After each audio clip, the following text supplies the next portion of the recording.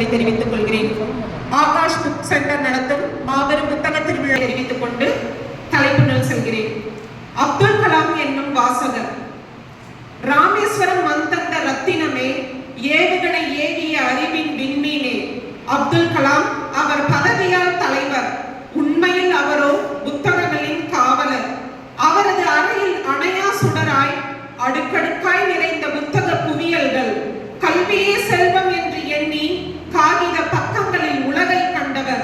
சிறு வயதில் தேடிய நாளிதழின் செய்தி முதல் பல்கலைக்கழகத்தின் அறிவியல் நூல்கள் வரை வாசிப்பின் வேர்கள் வலுவடைந்து நகர அவர் வாழ்வில் வானம் எல்லையானது.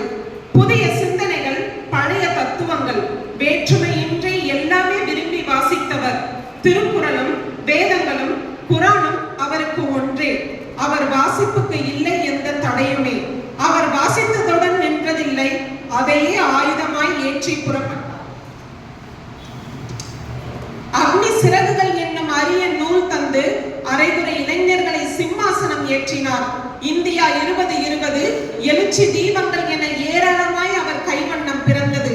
எழுதுவதே அவர் ஒரு தியானம், வாசகனுக்கு வழிகாட்டும் பெரும் கானம்.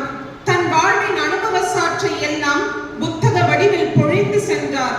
வாழ்க்கையின் இறுதி வரை ஆசிரியராய், எழுத்தாளராய் அவர் பெயர் தமிழர் நெஞ்சில் நீங்காதிருக்கும். வாசிப்பின் வல்லமையை உலகுக்கு உணர்த்தி உன்னத இலக்குகளை நோக்கி செல்ல தூண்டிய கலாம் என்னும் வாசகரின் ஞான குரல் இன்றும் நம்மை எழுச்சி கொள்ள செய்கிறது. வாசகனாய் இருந்து எழுத்தாளனாய் மாறி மீண்டும் வாசகர்களையே உருவாக்க நினைத்ததும் கலாமும் புத்தகமும் பிரிந்தறியா இரட்டையர்கள். அவர் பெயர் வாழும் வரை வாசிப்பின் மாண்பும் வாழும். தினமும் புத்தகம் வாசிப்போம், அப்துல் கலாம் ஐயாவின் வழி நடப்போம். வாய்ப்பளித்தமைக்கு நன்றி தெரிவிக்கிறேன். தற்பொழுது கவிதை வாசித்த கவிஞர்